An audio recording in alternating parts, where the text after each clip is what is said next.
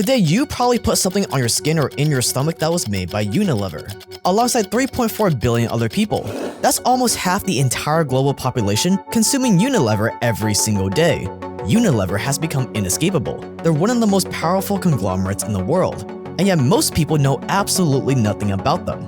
This is because right from the beginning, Unilever was not started by some humble little family. Right from the beginning, Unilever started as an alliance between some of the most powerful families in Europe, and those families rather stay under the radar. Say hi to the Jurgens family.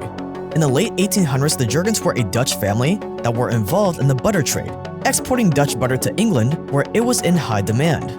But then the Jurgens stumbled upon a new product, margarine. You see, back then butter was really expensive. Margarine, on the other hand, was 30% more affordable while still being made with beef tallow.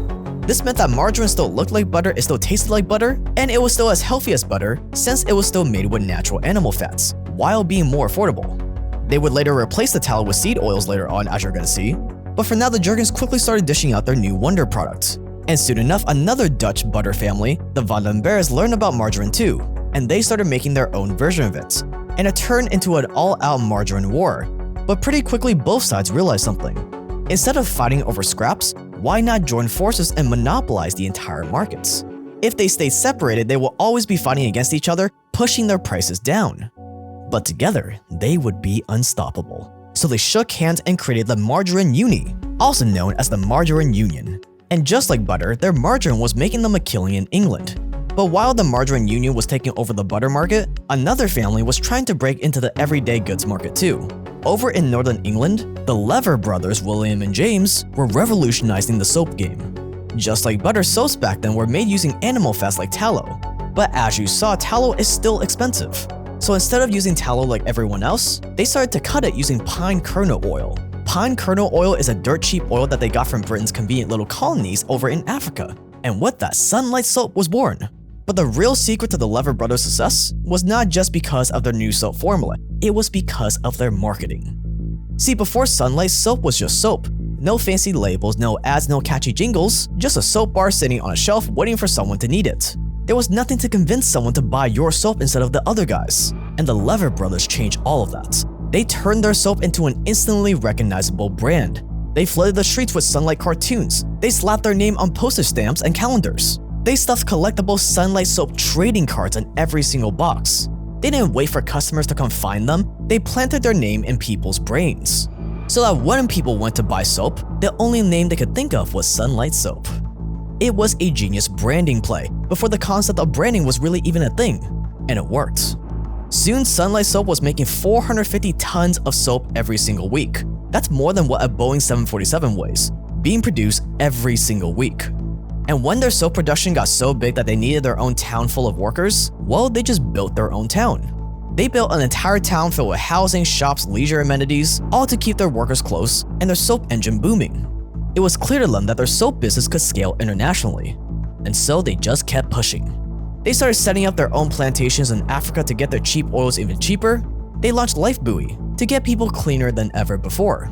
They came out with Sunlight Flakes to make housework even easier. And with 3 successful products flying off the shelves, the Lever brothers were cornering the soap markets, and the Dutch margarine families were doing the same. By the time the First World War was nearing, all of them were killing it. And since both soap and margarine were important resources during wartime, their products only became more popular. And since natural animal fats were in short supply during wartime, their products also became more bastardized. Natural fats like beef tallow and lard were soon replaced with seed oils, from cottonseed oil, rapeseed oil, and later on soybean oil. By 1917, the Lever brothers realized that they could have even more power over the self-care market by buying out other soap brands. So they bought a company called Paris Soap that had been around for over 100 years. Their humble soap brand was quickly transforming into a monopoly. The Lever brothers had mastered the hygiene market, and now they wanted to venture into something new, the food industry. That's when they purchased a company called Walls. It was originally a sausage brand, but when the sausages didn't sell as well in summer, they pivoted, turning Walls into an ice cream brand while also creating ice cream bicycles, the granddaddy of the modern-day ice cream trucks we know and love today. But by the 1920s, the soap and the butter families were running into each other everywhere. Even though they sold very different products, they still used many of the same raw ingredients, fats and oils. And since those raw ingredients weren't always overflowing in supply, they were often competing against each other. It was just like when the margarine families were fighting against each other, except now there was a lot more money on the line. And just like the margarine union, they realized that they could also do a lot better together. So in 1930, the Lever brothers merged their business with the margarine uni, and out came Unilever. It became one of the world's first ever personal care conglomerates, and the world would never be the same again. With their combined power, their endless cash, and their taste for creating product monopolies, Unilever started taking over and snapping up everything. In the 1940s, it went into frozen foods. In the 1950s, they came out with Sunsilk shampoo, Gibbs toothpaste. The tingle you get when you brush with SR is much more than a nice taste, it's a tingle of health. And Dove, a miracle moisturizing soap. From Lever House in New York City comes the greatest skincare discovery of our time. Its name is Dove. This amazing new bath and toilet bar is actually 1/4 cleansing cream. Every bar of new Dove is 1/4 cleansing cream. Ordinary soap dries your skin, but Dove creams your skin. In the 1970s, they bought a little tea company called Lipton International and turned it into the largest tea brand on the planet. By the 1980s, they started Axe body spray and put out the very first at-home pregnancy test, Clear Blue. They even owned Calvin Klein for a while. By the turn of the century, Unilever was already in control of so much of the personal care and food aisles in your grocery store. They were making billions, promising people that their products were the magical solution that they have been searching for. But in reality, if you chart the rise of Unilever and other conglomerates like it matches up almost exactly with the rise in obesity, it matches up with the rise in acne. We didn't always have so much acne before all these personal care products became a thing, and it seems to match up with many of the other health problems of modern society. This is because behind their shiny ads and smiling models, Unilever's products are far from the picture-perfect ads they want you to believe. So stay dangerous, and this is the truth about Unilever.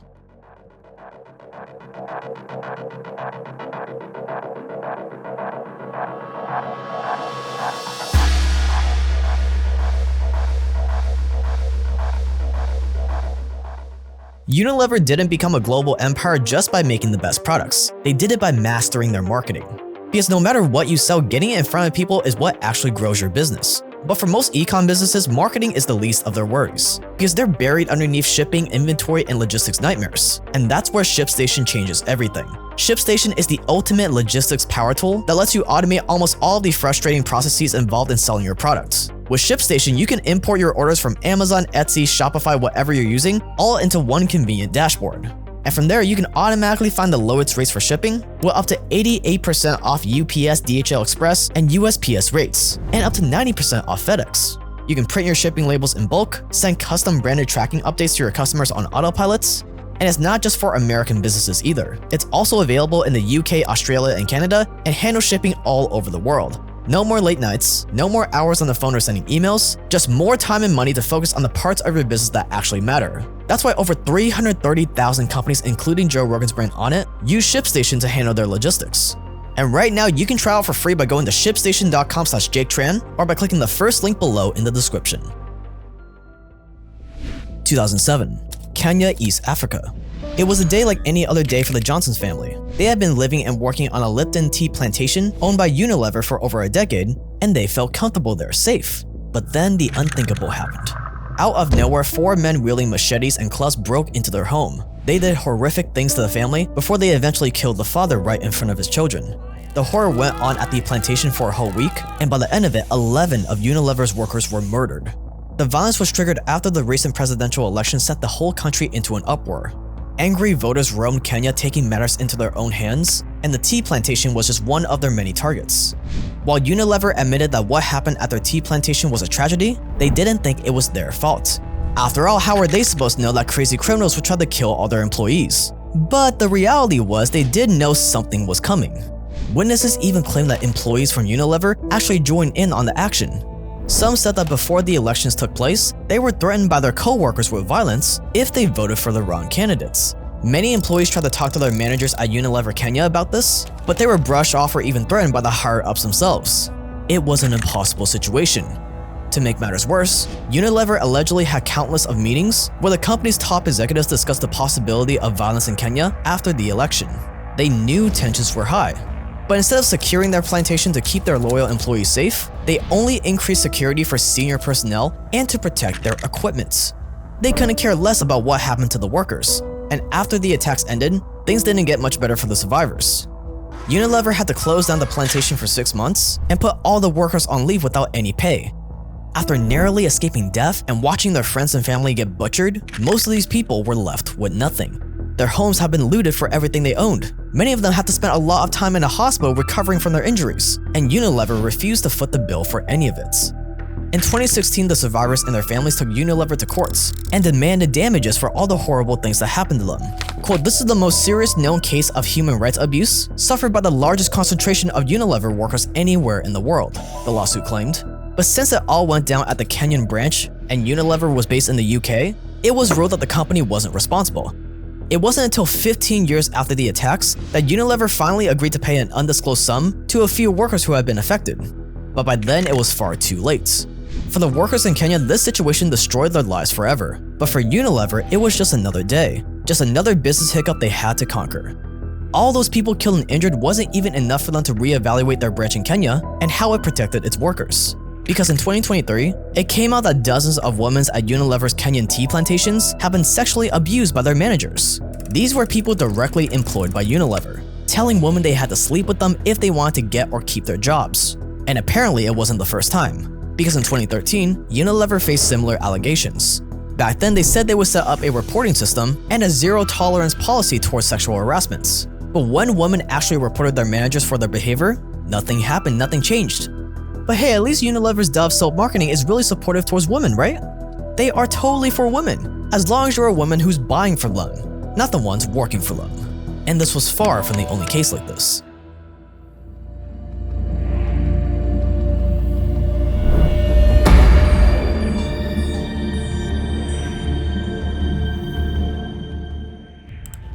In the 1980s, Unilever was breaking into a ton of new industries, which included thermometers.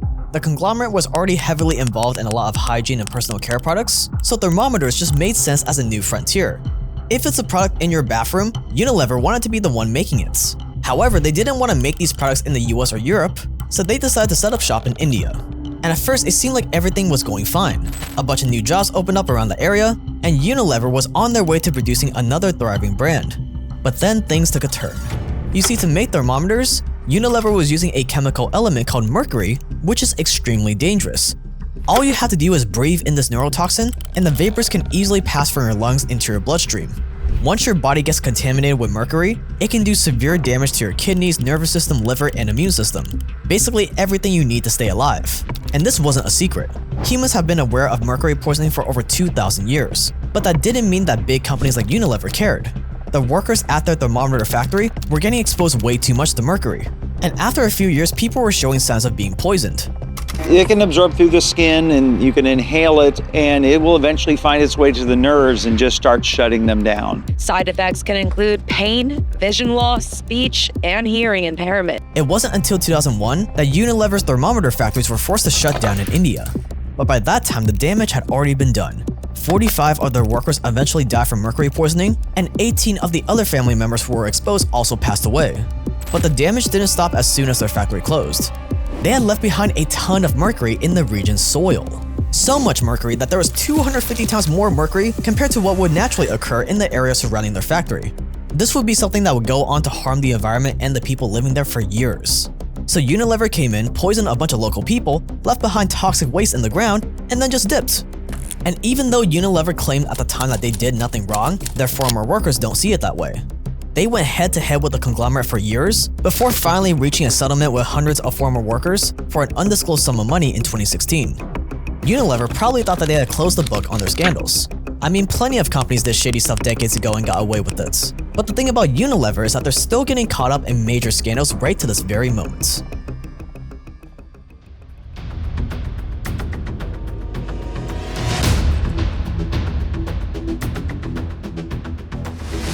There's a nationwide voluntary recall on nearly 20 dry shampoo aerosol products. Unilever, which makes the products under the brand name Dove, Nexus, Suave, and Tresemme, say they may contain elevated levels of benzene, which is known to cause cancer. Customers are urged to stop using the products and go to Unilever's website for reimbursement instructions. Recently, it was discovered that a bunch of Unilever's products contain something called benzene. It's a chemical compound found in spray products like deodorant and dry shampoo, but it's actually been banned by the CDC because even a tiny bit of exposure can have deadly consequences down the road. This toxic compound can seep into your skin or digestive tract, and if you're exposed for too long, there's a high chance of developing leukemia or other blood disorders.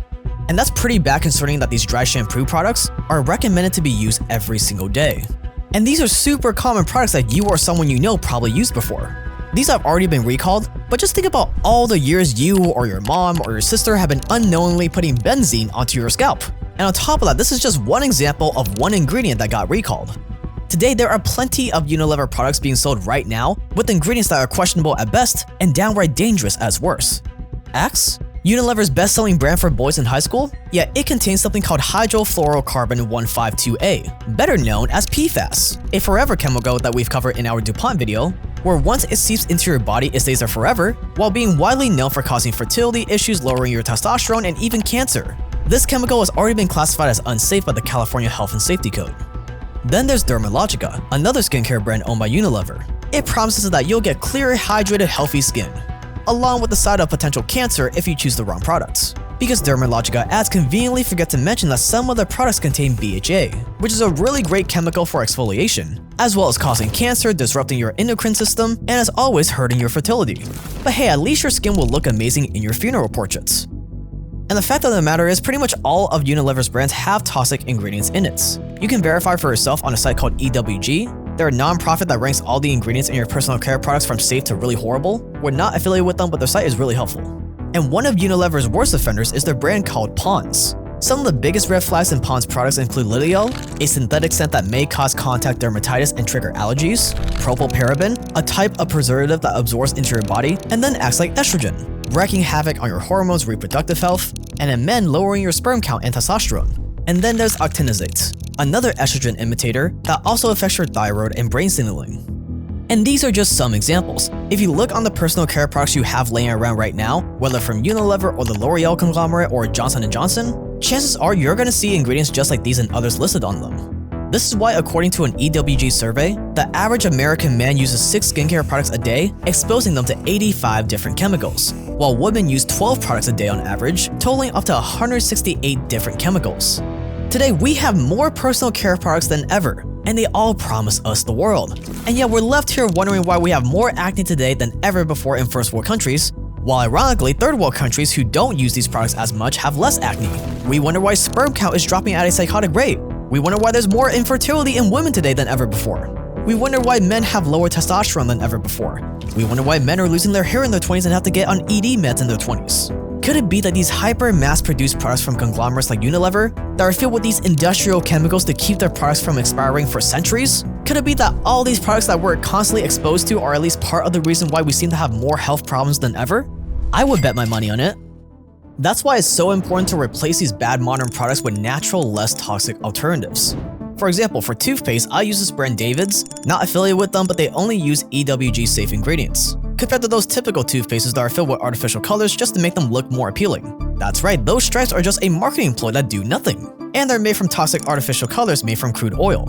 For floss, for example, I try to use floss picks that aren't made of plastic, since that's a really easy way for you to be eating microplastics. And for face creams and lotions, instead of buying these really expensive 3-step formulas that do more harm than good, that is why I created Evil Goods. Obviously, I'm biased towards my own product, but the results speak for themselves. Over 350,000 people have already made the switch from toxic mainstream creams to our whipped beef tallow balm.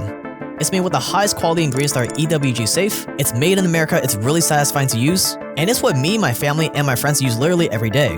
And now you can get 30% off your first order and 15% off all future orders when you subscribe with the link below. But whatever non-toxic alternatives you go with, you'll be amazed at how much more energy you have to go out and conquer, to go out and take on the world when you stop putting stuff on your skin and in your body that your body fights against. And instead you start putting stuff on your skin that your body actually recognizes.